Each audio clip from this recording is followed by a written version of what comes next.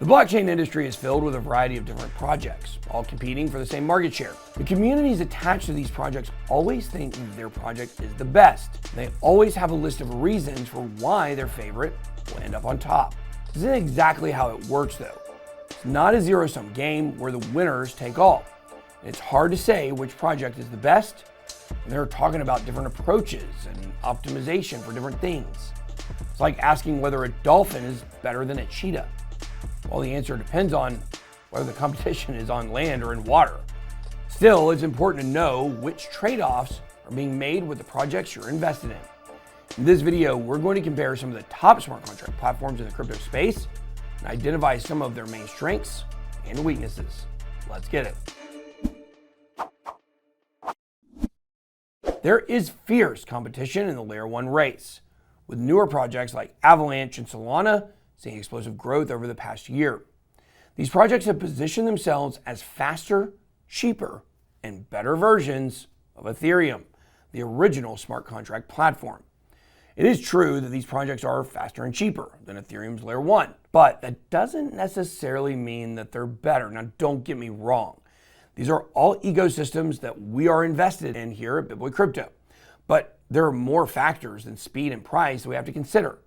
You also have to think about Layer 2 networks on Ethereum that are tapping into the security of Layer 1 while still offering cheap and fast transactions. A recent post from the account Polygon laid out the prices for the various smart contract platforms, which included Ethereum mainnet, its most popular Layer 2 networks, and the other Layer 1 platforms competing in the space.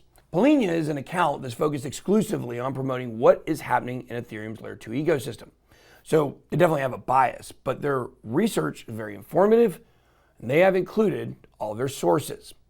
The most expensive blockchain on the list was Ethereum, at an average of $4.55 per transaction. No surprise there.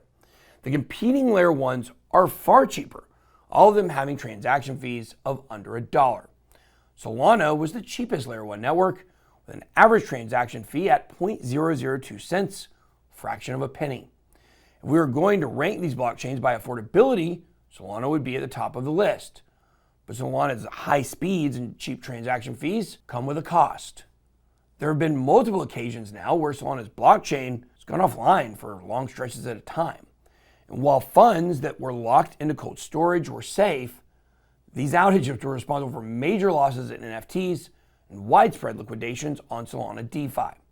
When a network is down, users are unable to sell their assets and take profits. And they're also unable to increase their collateral to avoid liquidations.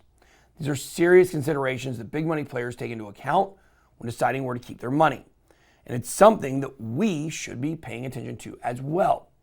Now, I'm not here to FUD Solana, it's still one of our biggest holdings, but we need to be aware of the pros and cons of each project.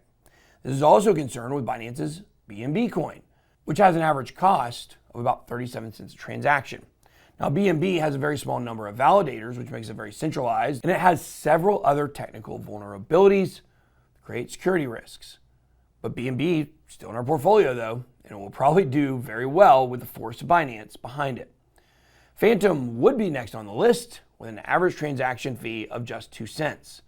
Fantom had a huge run-up earlier this year in anticipation of a new DeFi ecosystem created by Yearn founder Andre Cronje.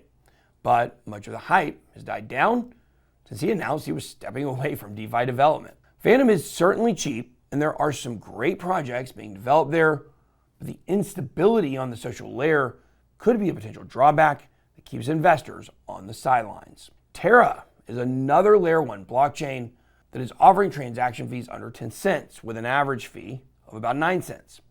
Terra is a stablecoin network and payment application that is extremely popular in South Korea, where the project was founded.